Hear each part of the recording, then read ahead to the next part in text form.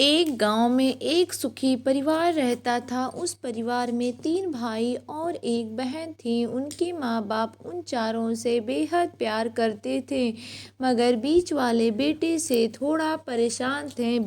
बड़ा बेटा पढ़ लिख कर डॉक्टर बन गया था और छोटा बेटा भी पढ़ लिख कर इंजीनियर बन गया था, मगर बीच वाला बेटा बिल्कुल गंवार और आवारा किस्म का था।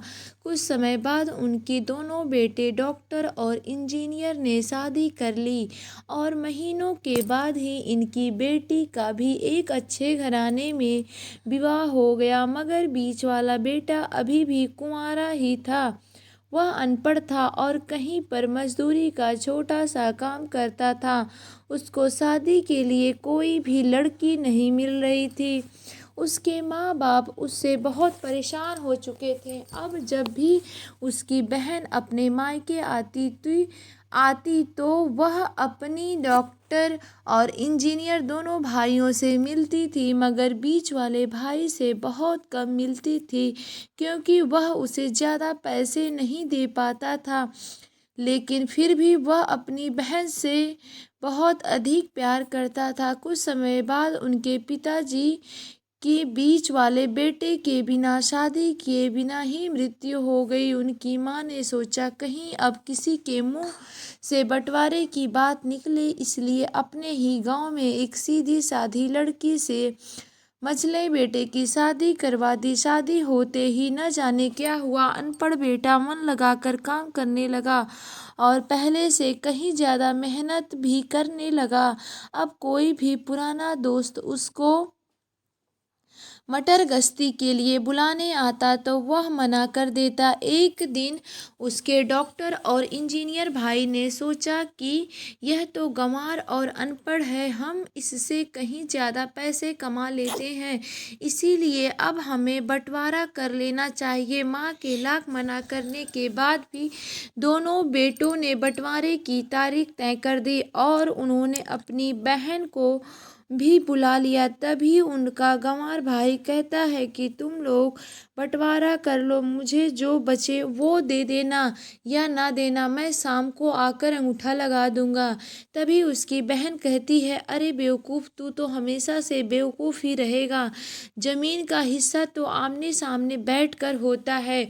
और उसकी माँ भी उसे काम पर जाने से रोकती है। उसी वक्त वकील भी वहाँ आ जाता है और कहता है कि आपका सारा हिस्सा मिलाकर 10 बीघा जमीन और एक मकान है। अब यह बताओ किसको कितना हिस्सा देना है, मैं उसी हिसाब से कागज बनवा दूंगा। तब गंवार भाई कहता है, वकील साहब, 5-5 बीघा जमीन हमारे दोनों भाइयों के नाम लिख दो और यह हमारा घर है, मेरी प्यारी बहन के नाम कर दो। तब दोनों भाई पूछते हैं कि तू अपने हिस्से में क्या लेगा।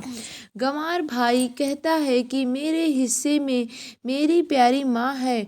वह अपनी पत्नी की तरफ मुस्कुराते हुए कहता है, क्यों, क्या मैंने गलत कहा। उस गंवार और अनपढ़ की पत्नी अपनी सास से लिपट कर कहती है, माँ से बड़ी वसीयत क्या होगी मेरे लिए। उसी वक्त उसका गंवार पति भी अपनी माँ से लिपट जाता है।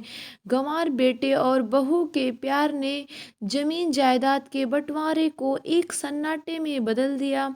तभी बहन अपने गंवार भाई के गले लगकर लिपट कर रोते हुए कहती है कि माफ़ कर दो भैया, मैं आपको सम्मान नहीं दे सकी। तभी उसका भाई कहता है, मेरी प्यारी बहन, इस घर में जितना अधिकार हमारा है उतना ही तुम्हारा भी है। और रही बात बंटवारे की, तो बंटवारा नहीं करने से जीवन खत्म तो नहीं हो जाएगा। क्यों करते हैं हम बंटवारा, क्या हम एक साथ मिलकर नहीं रह सकते, जैसे हम बचपन में मिलकर खेलते रहते थे। एक साथ मिलकर रहने को ही तो कहते हैं एक अच्छा परिवार, और उसके परिवार को संभालती है एक माँ। तभी उसके दोनों भाई भी बहुत शर्मिंदा होते हैं और वह बंटवारे के सभी कागज फाड़ कर फेंक देते हैं। और उस दिन के बाद से उनका पूरा परिवार खुशी खुशी एक साथ रहने लगा। दोस्तों जय माता दी। ये कहानी आप लोग को अच्छी लगी हो तो कहानी को लाइक करिएगा और चैनल को सब्सक्राइब करना नहीं भूलिएगा।